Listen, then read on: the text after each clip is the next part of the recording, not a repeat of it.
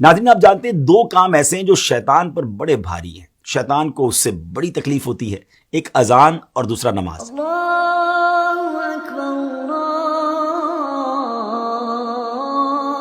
اکبر۔ جی ہاں، جب اذان ہوتی ہے تو شیطان کئی میل دور بھاگ جاتا ہے اور نماز تو اس کی ناک رگڑوا دیتی ہے، مگر ایسا بدبخت جو نماز اور اذان سے اتنی تکلیف محسوس کرتا ہو، اس نے ایک بار ایک بزرگ ہستی کو نماز کے لیے جگایا۔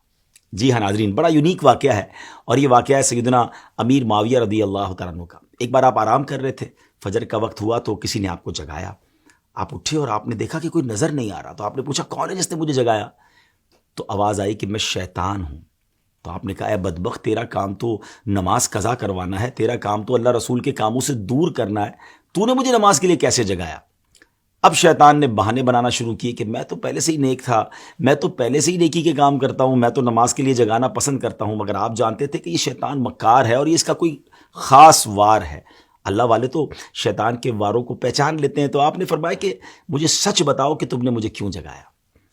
تو شیطان کہتا ہے کہ حضور بات یہ ہے کہ اگر آپ نماز کے لیے نہ اٹھتے تو مجھے معلوم ہے کہ آپ کو نماز سے کتنی محبت ہے، نماز قضا ہونے کی وجہ سے آپ خوب گریہ وزاری کرتے، اللہ کی بارگاہ میں خوب روتے، اور اللہ کریم آپ کی وہ گریہ وزاری کو قبول فرما کر آپ کو ایک نماز کا گناہ تو معاف فرماتا، مگر ہزاروں نمازوں کا ثواب بھی عطا فرما دیتا۔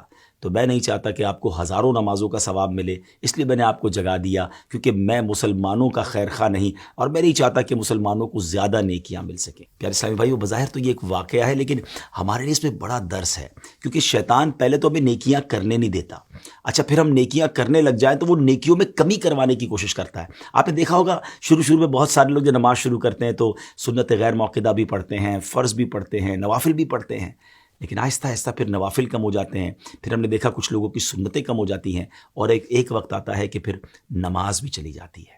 تو شیطان کے واروں کو سمجھیے، اول تو وہ نیکی کرنے نہیں دیتا، نیکی کرے تو اب اس نیکی میں کمی لانے کی کوشش کرتا ہے، وہ بڑا مکار ہے، ہمیں شیطان کے واروں کو سمجھنا ہے۔ اب دیکھیں نا، کچھ ہی دن پہلے کی بات ہے کہ ماہ رمضان میں سارے ہی تقریباً نماز پڑھ رہے تھے، روزے ہو رہے تھے، عبادتیں ہو رہی تھیں، مگر کتنی بڑی تعداد ہے جو اب رمضان کے بعد مسجدوں میں نظر نہیں آ رہی۔